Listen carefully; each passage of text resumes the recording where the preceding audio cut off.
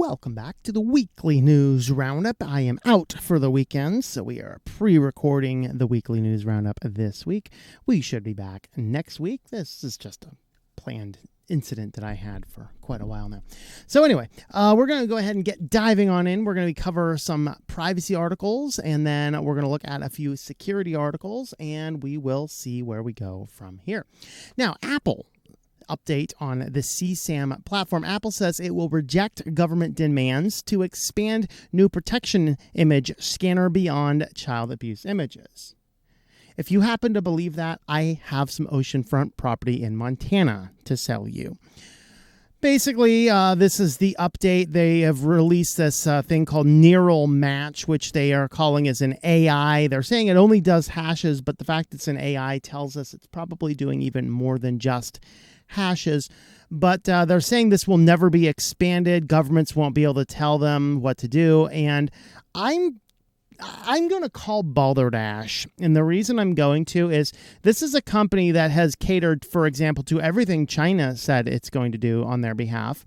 They say that they're all about privacy here, but when you get into other regions of the world, those privacy elements seem to vanish. And so these are things that we need to keep in mind.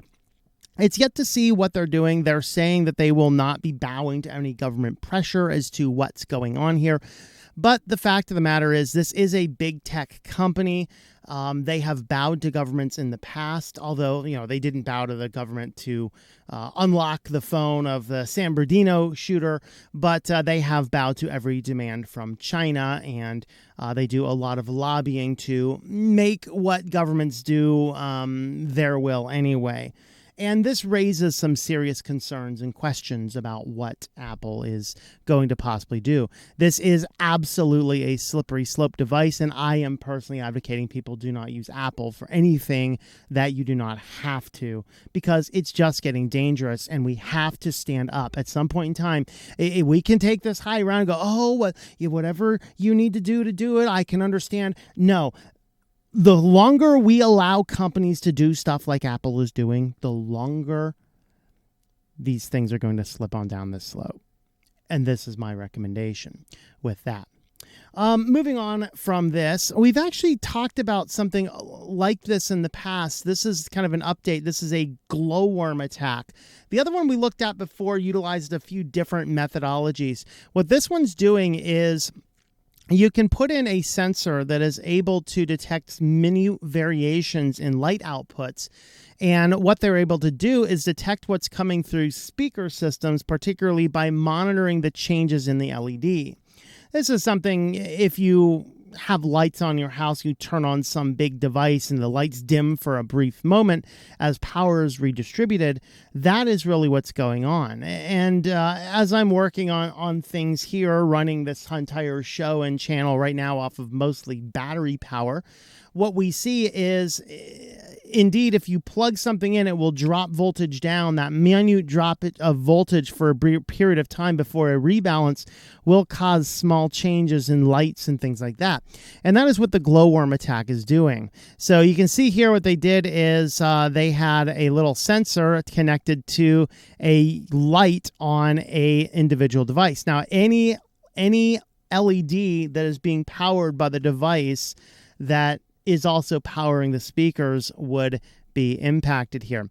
And this can actually work up to, I think they said, like 35 meters away. It's actually difficult to do because you'd have to get straight line of sight to the individual LEDs.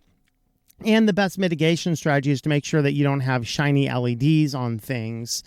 And that's really what the best approach is. I think we have some samples. So here is a camera detecting what's going through these speakers over here. And then we have on this side, this is kind of what's going on. You can kind of see the changes here in the decibel ratings. And they're able to match these up with computers and kind of determine what's coming through those speakers. Very interesting. Something else to keep in mind for privacy is that your LEDs may actually be ratting you out at this point in time. Well, Google bans location data firm that's funded by a former Saudi intelligence head. This was called SafeGraph. This is put into a lot of different various Android applications, Android apps on the Play Store and whatever else. And they banned the company in June and gave everybody that was using SafeGraph 1 week to remove the code from their apps or to be banned from the store. Of course, you can still sideload, but what the SafeGraph was doing is it was going underneath and grabbing all sorts of information that people didn't even realize was going on and sending it all back to their individual servers. And then the biggest problem was that there was no discrepancy about who could or could not purchase this data. And so Vice actually went ahead and purchased $200 worth of data, mostly monitoring people at, I think it was it a unit? It was a church. It was a Unitarian. I think it's down here. So Motherboard bought a small set from SafeGraph for around $200 to test how easy it is to obtain and verify the sort of information collected. It included points of interest in the area we bought data for and other information such as the specific next point of interest visitors went to. For example, one line showed the people went to the Church of Christ of Latter-day Saints, so it was the Mormons, and then visited a particular type of convenience store. I wonder how many of those Mormons visited bad places. Who knows? Probably not. Other faiths possibly, but Mormons are very moral. Couldn't say that about Mormons. So there is more information on the SafeGraph ban. And last, we have big tech workers are being pressured to accept in-home surveillance, which even includes clauses in the contract to agree to send data to the company that may include minor children in your household. Now, this starts out by saying a Columbia-based call center is like, Columbia-based, who really cares? No, the Columbia base is just 39,000 workers out of 380,000 workers, which are scattered all across the country, all across the world, including some in the United States. The companies that are responsible for this, now this is a subcontractor for Apple, Amazon, and Uber among the biggest clients. And when you call in the phone numbers in the call centers and those people pick up the phone, hello, thank you for calling Amazon, how may I help you? And that's what happens then is these people, that's not actually an employee of Amazon or Apple or Uber. Those are subcontractors. And Teleperformance's particular company they're looking at here. And what they did is they issued out contracts allowing monitored by AI-powered cameras in the worker's home, voice analytics, storage of data collected from the worker's family members, including minors. And what happens is you get a job and then they come in with all these insane mandates and restrictions. Well, okay, thanks for taking the job. You have to install this spyware on your computer that's going to do a full keylogger of anything and everything that you're doing. It's going to take screenshots, pictures of the cameras and analyzing the data. Of course, Joshua Fluke this week released a video talking about how I think there's like 100 or so employees were fired from a company because they're using these AI telemetrics.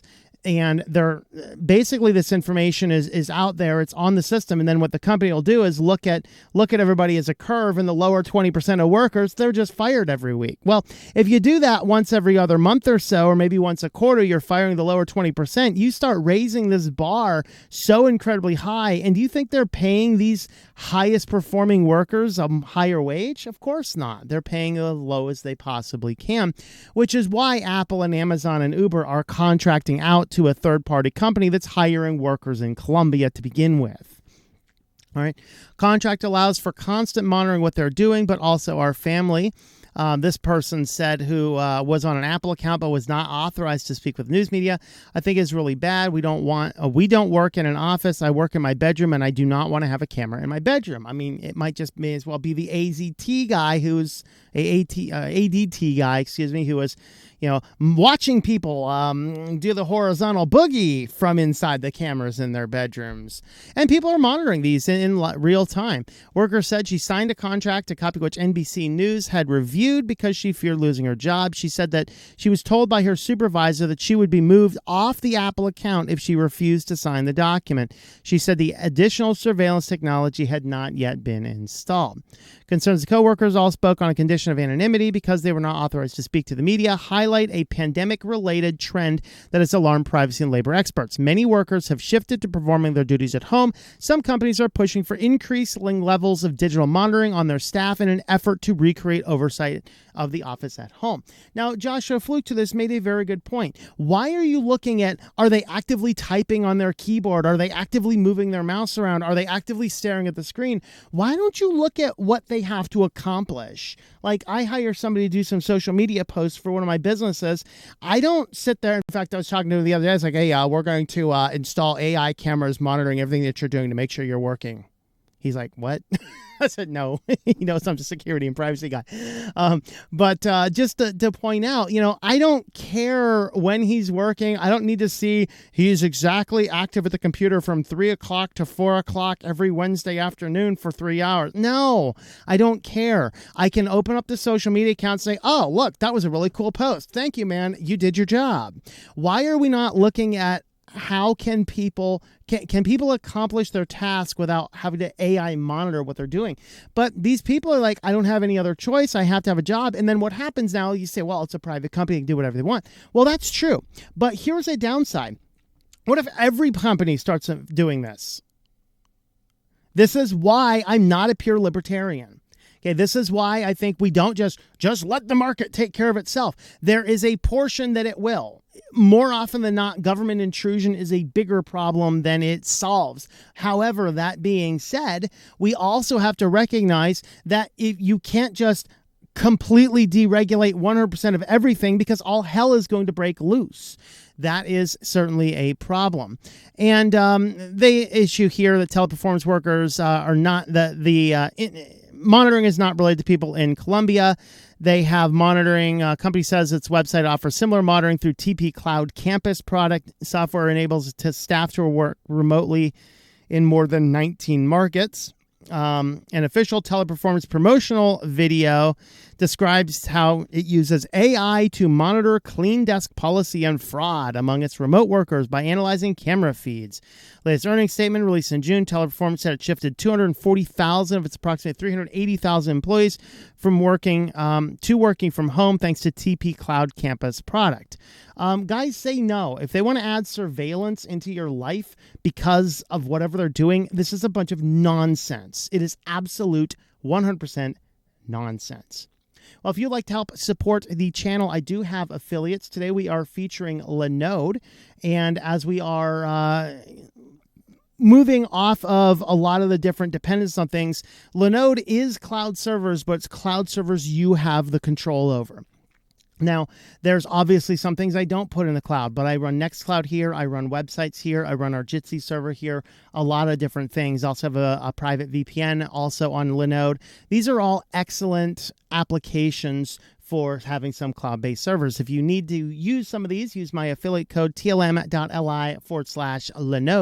That will get you $100 in free credit, good for 60 days. You can spin up as many Linodes as you would like in that time, and then you can keep what you want at the end and proceed on. And frankly, their prices are really good for what they have. I'm trying to think what my monthly bill is.